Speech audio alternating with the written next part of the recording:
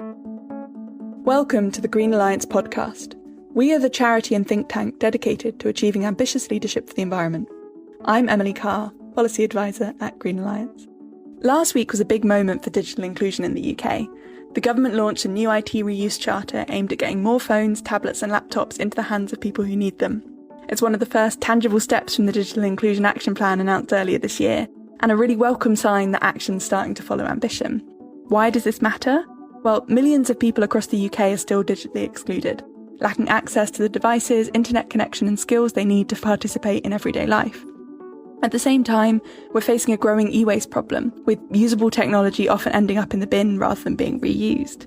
So at the start of this year, we published a report exploring how better device redistribution could help tackle both these challenges. It's encouraging to see that many of the themes we raised are starting to gain traction. From last week's charter to Minister Peter Carr's clear commitment to making progress, there's plenty of reason for optimism. But there's also room and a need for even more ambition. Work on a wider circular economy strategy is ticking along in the background, and this is going to be critical in shaping how we deal with products after the end of their first lives, including electronics. So the big question for today is, what needs to happen next? To explore that, I'm joined by some of the people who know this issue best, from the charities working on the ground to those involved in designing the new charter. But first, to set the scene, I spoke with Stuart Dossett, Senior Policy Advisor at Green Alliance and co-author of our report on digital inclusion and e-waste, to set out the big issues at play and why this moment matters. So e-waste and digital exclusion are two really significant problems for the UK. The UK is a particularly bad offender when it comes to e-waste. We are second only to Norway in the amount of e-waste that we produce per person per year, and we generate more than 3 times the global average. But yet many of these devices that we're throwing away would be easily reusable if they were just taken into the correct schemes. From a digital exclusion perspective, 1 in 14 households have no access to the internet at home, and up to 5.8 million people could be suffering from digital exclusion by 2032 if we don't take corrective action. What made this worse was that when we were writing our report, the government had seemed to repeatedly overlook a solution to both of these problems, namely device redistribution. So your e-waste policy had very little to say about the possibility of using devices to improve digital inclusion and vice versa. Despite this lack of policy, the ecosystem of device redistribution initiatives did seem to be growing, and you have these national schemes like the Good Thing Foundation's National Device Bank, as well as really hyper-local efforts run by and for local communities.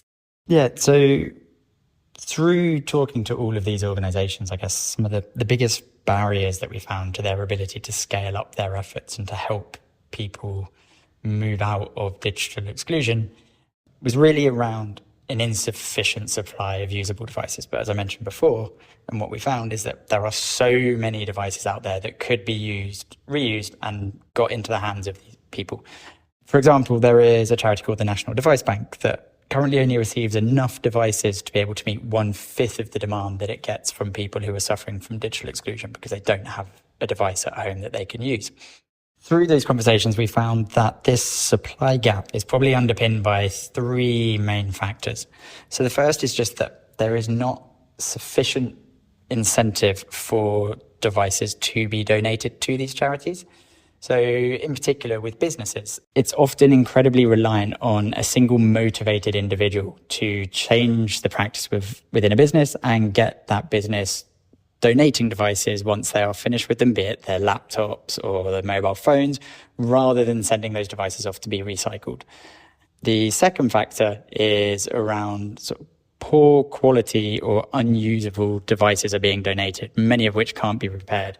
So the charities are actually receiving devices, but there's nothing they can do with them, and they just have to end up sending them off into waste stream, and those devices go off and get recycled. And then the third factor is around concerns around data security, which discourage individuals and organizations from donating those devices, even when they may have had the good intentions and wanted to do so. So I guess despite some great innovation and impact that we saw on the ground and through the organizations and the charities we spoke to, we've kind of reached a sticking point where we still have a big e-waste problem and we still have a big digital exclusion problem. And to overcome this, it's really going to require some meaningful government intervention. And I think that intervention has, to a certain extent, started. And we've seen that since our reports come out, the government's taken some positive steps forward. I think the most notable of those really is that there is now a new digital inclusion action plan, which is a great first step. Part of what was particularly significant to us is that it recognises that there is a connection between digital exclusion and e-waste, and also understands that reusing and redistributing devices is going to be key to addressing both of those challenges. It's not just the work of one department. There's lots of cross-governmental working with a ministerial group with lots of different people involved. And there's lots of really concrete actions included in the plan, as the name suggests. So there's a Digital Inclusion Innovation Fund, which is going to be helping some of those local projects. The government are piloting a scheme to reuse their own IT assets, and there's a new device donation charter being developed. So I think the direction of travel here is really promising, with this charter in particular showing potential to make a big difference by getting businesses to donate and offering them the guidance that they need to do that more confidently. So now that we have a sense of the bigger picture when it comes to device redistribution, it's worth zooming in to look in a bit more detail at the real impact that schemes like these can have on people's lives. I'm joined now by Sam, who received a laptop through one of these schemes. Yeah, hello. Thanks for having me today. So I know that you received a laptop a while back from ScreenShare. Could you tell us a bit about how that happened? How did you hear about the scheme, and what was your experience like? When I first arrived to UK as an asylum seeker, I had no phone and no laptop, so that means I had no access to digital devices, and I wanted to apply for university. While I was applying for university, I used to go to library each day for an hour, 30 minutes when I had access to computers in the library. But I couldn't continue going to library because I was only allowed to use the laptops for 1 hour and 30 minutes and sometimes 60 minutes per day. And while I was applying, University of Warwick agreed to give me a scholarship if I submit an essay, and the essay was due to Monday, and on the weekend the library was closed. I contacted the charity that was supporting me to apply for university, that I don't have a computer and how do I do this? They referred me to ScreenShare, which at that time ScreenShare very fast, very quickly sent me a laptop, and over the weekend I was able to write my essay and fill out my applications, and by Monday morning I submitted my essay, which now I'm a scholar at University of Warwick. If I didn't have this laptop, I wouldn't be here today, so it massively changed my life.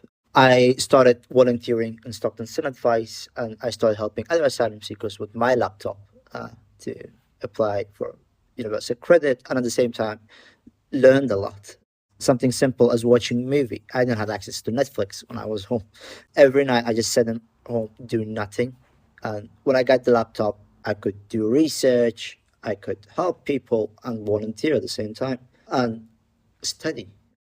What are the assumptions and misunderstandings that you encounter when you talk to people about this? When I talk to people and when I talk about issues that refugees are facing, digital exclusion is the least, it's below, end of the list. They never think about it. There's a lot of opportunities available for asylum seekers and refugees, but they never think about how these people are gonna have access to these opportunities. They say, oh, these people don't want to integrate into the community, but how do I do that? I remember when I was kind of navigating through Coventry, I didn't have a phone to check the Google map or even online what's out there, what is available to me to do. At Green Alliance, we often turn sort of personal stories into political and policy stories. That's what we do.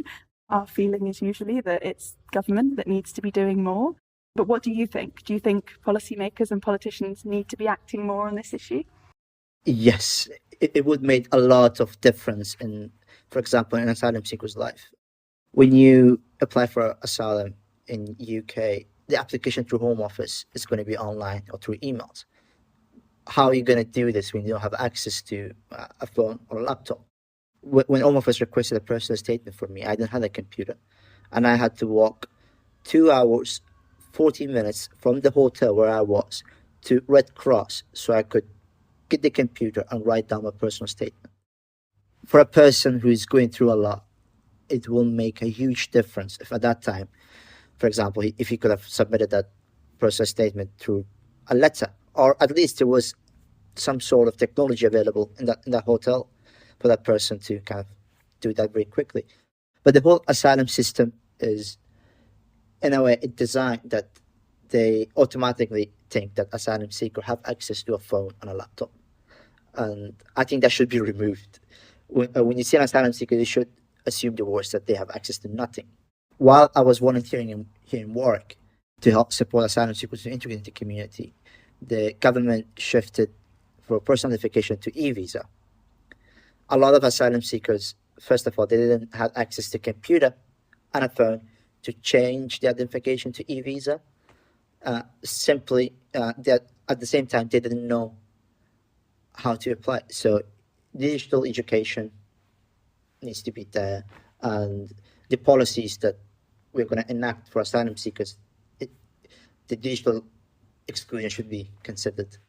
When they enact the policy, they also take consideration on how it's going to impact all communities. A lot of the policies these days that were enacted impacted asylum seeker communities very heavily. There's not a lot of advocacy and kind of voice that there is a digital exclusion for asylum seekers and refugees. It makes everything harder for these individuals to integrate. Like, we expect them to work, but how they can work if they don't have access to the opportunities? And even applying for a job, for an interview, usually they're online now.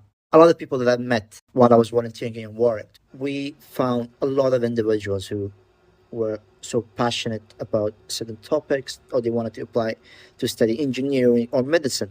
But the first thing they said to me, I don't have a laptop. That alone can make a huge difference in their confidence and the way they see life. Getting devices into the hands of people who need them wouldn't be possible without the charities and local organisations working on the ground to do just that. And I'm joined now by Megan Barrett from Power to Connect to talk about her work and what she's seeing in the digital inclusion space. So Power to Connect, we're a digital inclusion charity that's based in the London Borough of Wandsworth. And our mission is to ensure that every resident has access to connectivity, technology and digital skills that they need to thrive in an increasingly digital society. So we do this by a few different activities, and kind of the core of what we do is device redistribution. So we collect unused devices, so laptops, tablets, smartphones. We have an amazing team of IT volunteers who will completely wipe and refurbish these devices, and then they get distributed out to people in need in our community. So we work with organisations like schools, food banks, citizens' advice, community groups, all who help refer people that are in need of a device and that aren't able to access it themselves. And alongside that, we also do digital skills training, so providing group workshops, one-to-one support, covering essential digital skills, digital confidence, online safety, financial literacy, and we also provide data packages as well. So we're really looking at providing that wraparound digital inclusion support. We know that digital exclusion leads to poorer educational outcomes, limited job opportunities, social isolation. It reduces access to healthcare, support services. So our work is really aimed to address these challenges by helping provide the tools and skills that people need nowadays to thrive in the digital world. So what would you say are some of the biggest challenges that you're facing in getting devices out to people and supporting them to become digitally included? Our biggest challenge is a demand versus supply, and that comes across in kind of several areas of what we do. You know, we've seen a big increase in demand for devices at the moment, especially around smartphones, and that's largely due to the cost of living crisis. But getting good quality donations, you know, is tough, and it is a lot of work, and we really need devices that are reliable, that are safe, that are still supported by current software, basically something that genuinely has a second life for someone. The other side of it is we're very heavily reliant on volunteers to deliver the work that we do. So from IT volunteers who help us wipe and refurbish devices, to transport volunteers who deliver them, to our digital skills champions who help build people's skills and their confidence. It's making sure we have enough volunteers with the right support. And that's really crucial to helping deliver the work that we do. And finally, funding, especially when it comes to long-term funding, that is vital for helping, small grassroots charities like Power to Connect grow, help us be sustainable, but also help us to be adaptable, especially when it comes to the evolving needs of our community. Evidently, there's kind of a lot of support that is still needed to help do even more. And sort of with that in mind, I know there has been some good progress recently from government, a couple of exciting announcements, and it seems like things are moving in this space. But is there still more that you'd like to see from government? The launch of kind of the government's Digital Inclusion Action Plan was, a real welcome step, and it has been really positive to see this kind of being recognised as a cross-government issue, which it really is. More could be done around the hardware side of digital inclusion, in particular when it comes to the issue of e-waste as well. It's a real missed opportunity, both environmentally and socially. So I think there's real scope for the government to put pressure on large organisations, like tech companies, retailers, public sector bodies to implement, structured programmes for recycling and donating IT equipment to charities, to schools, to community groups. The role that grassroots organisations play needs to be something that's better recognised and supported, with longer term, consistent investment. So many of the people, most affected by digital exclusion can't just be handed over a device or pointed to an online course. They really need, face-to-face support from someone they trust, someone who understands their situation. And that is where grassroots community groups come in. They know their community, they're working with them daily, they understand their challenges. So I think, it's something that needs to be invested in and it needs the backing to make kind of true inclusion support happen. It's clear you kind of live and breathe digital exclusion work and you're very much immersed in this all the time. If there was one thing you wanted the policymakers who are now working on this and thinking about it to keep in mind as they're developing the next steps, what would that be? I think the one thing I'd really urge policymakers to keep in mind is that digital exclusion, it's almost always tied to other forms of inequality, poverty, isolation, disability, low literacy. And it's not just a technology problem, it's also a social one. So when, designing digital inclusion policies, please, don't assume that access to a device or broadband is enough. For many people, it's about confidence, it's about trust, it's about having someone patient there to guide them. That's why the solutions, they need to be human, they need to be local, they need to be long-term, and invest in the people and places that already have these trusted relationships, like charities, like food banks, like community hubs, because that's where it is. That's where the lasting change can happen. As we've heard, it's been a big year for digital inclusion with the launch of the government's action plan and as part of that a new device donation charter. And one of the organisations behind that charter is the Good Things Foundation. And I'm joined now by Natasha Early to talk about what that means in practice and what still needs to happen next. At Good Things Foundation, through the National Device Bank, we've been advocating for device reuse for a number of years now. Yet demand still outstrips supply. So even though every estimate of how many devices are out there potentially available for reuse, it suggests we could go much, much further in meeting that demand, we're still not meeting it. So it was really notable in your Making the Connection report, you mentioned 3 challenges related to meeting demand. And I thought that those were really interesting in the context of the Charter. Our belief is that for organisations engaging with the Charter, we believe it's got the potential to address those 3 challenges, which is why this feels like such a positive move from the government.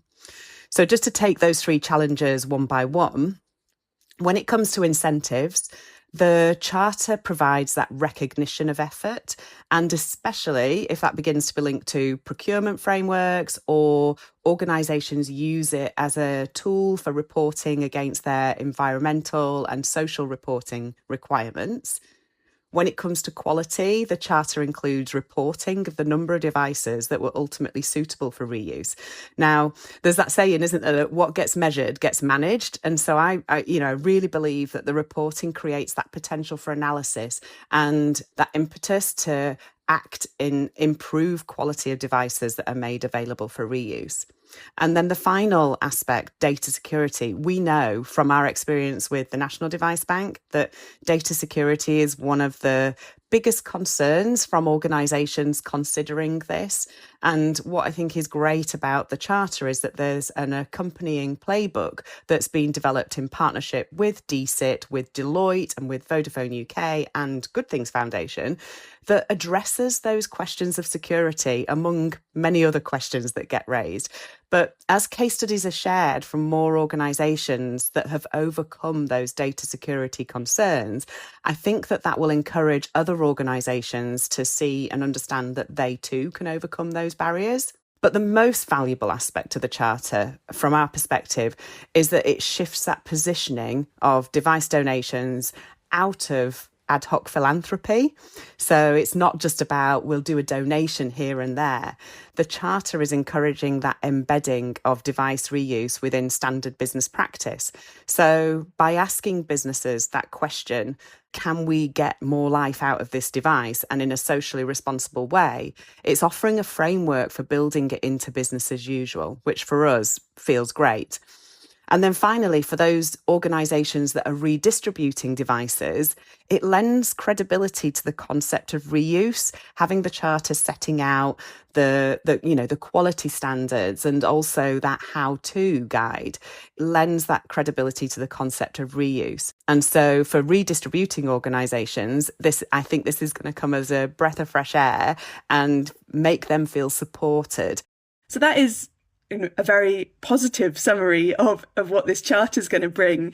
I wonder if you have other ideas about what more still needs to be done by government. Where are the gaps that remain and what are you hoping for from the future? I do think that we should take a moment to recognise and acknowledge how significant it is that UK government is making this Charter a reality. As far as we can tell, this is the first Charter of its kind anywhere in the world. So we often talk about being world leading, and this is something that we can, we feel like we can really say that we're leading the way, we're being pioneers. And also, from a Good Things Foundation perspective, we've led the development of this Charter with DCIT, with Vodafone UK, with Deloitte, and many others that have formed part of that consultation. Because we believe it could be a game changer, we've kept saying to ourselves, this could drive systemic change. And that's really, really exciting. What do we think needs to be done next? Well, we are really interested in how government raises awareness and encourages businesses and public sector organisations to get on board. It's one thing putting the Charter up on a website. It's completely another to encourage businesses and organisations to engage with it. So we're hoping to see that continuous awareness raising, encouragement, case studies, showing how it's done. That's really what we would like to see. And I guess that leads nicely on to the government building on its own pilot. It's great that they haven't just said, this is what you should do. They're also saying, we're seeing how we can do it.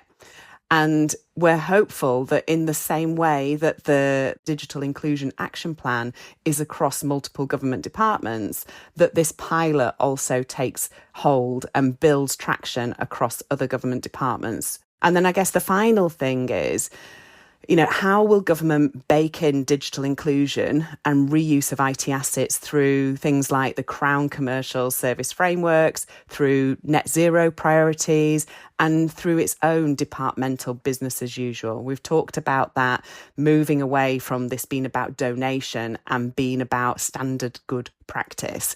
And we believe that the government is taking those first steps, and it will be fantastic to see them continue to make further strides in that direction. I think those areas Natasha mentioned really do sum up quite well what DSIT can and must be doing to make those first early actions as impactful as they can be. But when we're thinking more broadly about what comes next, I do think we need to look beyond DSIT's remit, and there's room for so much more progress there. Our report back in January called on multiple different departments to act, and I think a top-line summary is that DSIT's made some really great progress, but other departments still need to step up. And DEFRA and DESNZ are two key players here. First up, DEFRA, the Department for Environment, Food and Rural Affairs. They're the ones with the power over how producers take responsibility for the environmental impact of their products. So if they were to take action, there's a real opportunity to reform that extended producer responsibility system so that we can better support reuse, creating the right incentives to stop usable tech from being destroyed, or setting up the financing systems that you need to best support reuse organisations. Secondly, DESNZ, Department for Energy Security and Net Zero, has a role to play, working with DEFRA on this. They have some of the responsibilities around product design standards, and I think it's logical that for reuse to really work, you need to have devices getting built to last, being made to be easy to repair, and so DESNZ need to be ambitious and bold in this space, setting those strong repair standards, tackling planned obsolescence, working with DEFRA to make sure spare parts and repair information are really easy to get and accessible to everyone, including reuse charities. In answer to our sort of big question about what next for digital inclusion and e-reuse in the UK, I do think there's a lot still to come. DSIT are going to be trying to make these first big actions that they've taken count, and we and many others are going to be keeping pushing for greater ambition across the whole of government to help ensure that reuse keeps on growing in the UK. I think we know what needs to happen, and recent progress from DSIT shows that positive change and high-level ambition is possible. So it's time now for other departments to just follow their lead. Thank you for listening to this episode. Keep checking in as we will continue to bring you specialist interviews and highlights from our events here on your podcast feed. You can subscribe on your favourite podcast app, and you can follow us at Green Alliance UK on X and Green Alliance on LinkedIn and Blue Sky. We encourage you to use the hashtag Green Alliance Podcast to join in on this conversation and share thoughts, questions and ideas. See you next time.